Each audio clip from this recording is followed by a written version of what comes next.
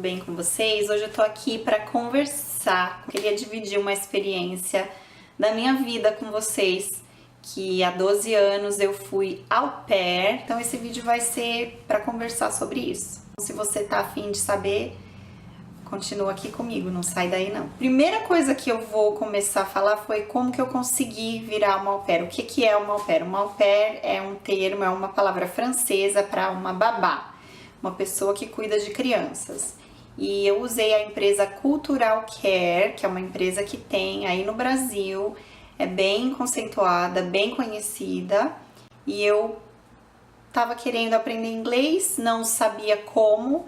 Foi numa época bem conturbada da minha vida, eu tinha 21 anos, e quando a gente tem 21 anos, eu não sei se algumas de vocês aí que me seguem, que estão me assistindo, têm 21 anos, mas se você é uma delas, quando a gente tem 21 anos, a gente tem muita dúvida, a gente tem muita vontade de fazer muita coisa, e a gente não tem condição financeira, a gente não tem apoio, às vezes, dos pais, porque os pais não entendem a gente. Então, eu tava passando por um momento assim, e namorado, e nada tava me satisfazendo naquela época, então eu queria ir embora. A minha vontade era de ir embora. Eu acho que todo mundo que tem essa idade, assim, entre 18, 21 anos, 22 anos, passa por essa fase de querer ir embora, de querer mudar de vida, né? E comigo não foi diferente. E eu assinava aquela revista Nova.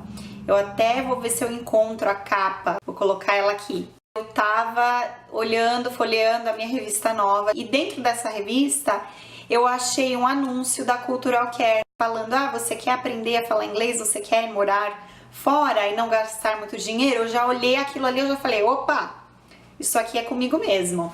Aí eu peguei o número, anotei e comentei com uma amiga. Quando eu comentei com essa amiga, ela falou pra mim: Pri, eu trabalhei nessa empresa em São Paulo, eles são uma empresa de confiança, você pode confiar e acreditar neles, porque eles são de fé mesmo, porque eu trabalhei lá por alguns anos. Aí aquilo já me animou, eu liguei, marquei um encontro.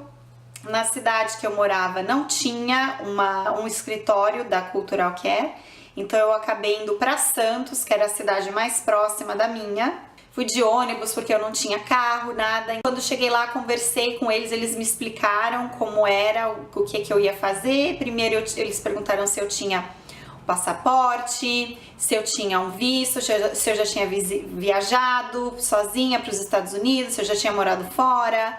Foi aquele monte de perguntas, né? E eu nem passaporte tinha na época, gente. Então eu tive que fazer tudo. Então a primeira coisa que eu fui fazer foi tirar o meu passaporte, que demorou mais ou menos um mês.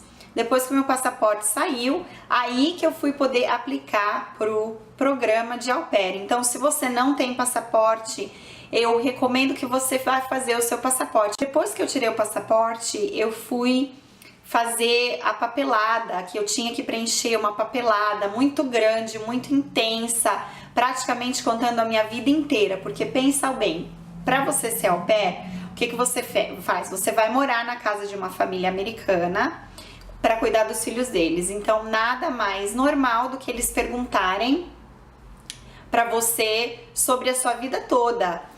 Quantos anos você tem, onde você morou, seus antecedentes criminais. Então, eu tive que tirar antecedentes criminais na polícia. Mas o que é legal da Cultural Care é que eles te dão uma lista com tudo que você tem que fazer e eles te ajudam com todo o processo. Depois que eu preenchi todos esses papéis, eu tive que fazer exame médico para confirmar que eu nunca tive tuberculose, e também pediram para eu tomar a vacina de febre amarela.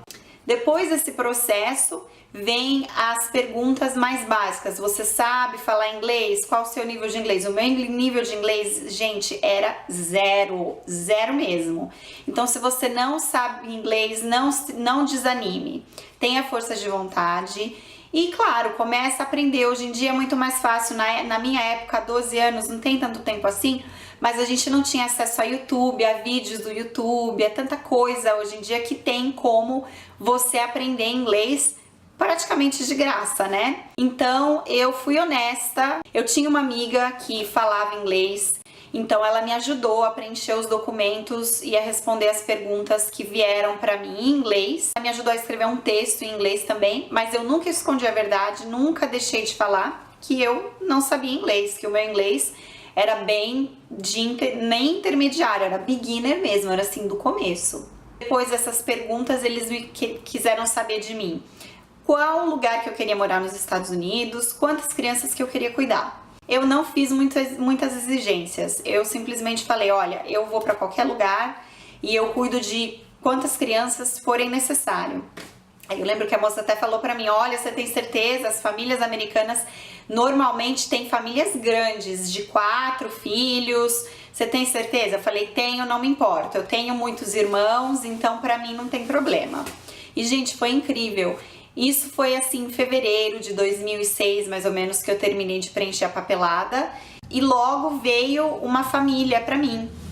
E naquela mesma época que veio essa família para mim, eu tava no processo do visto, porque eu só poderia ir para os Estados Unidos como au pair se eu conseguisse o visto J1, que é um visto de trabalho temporário.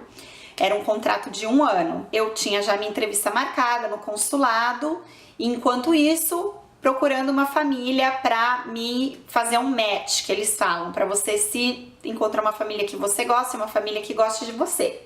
Veio essa primeira família pra mim, uma família muito fofa, que na hora já que eu vi as fotos, que eu vi o e-mail dela, foi muito fofa, eu já gostei dela e quando eu respondi pra ela por e-mail, ela gostou de mim.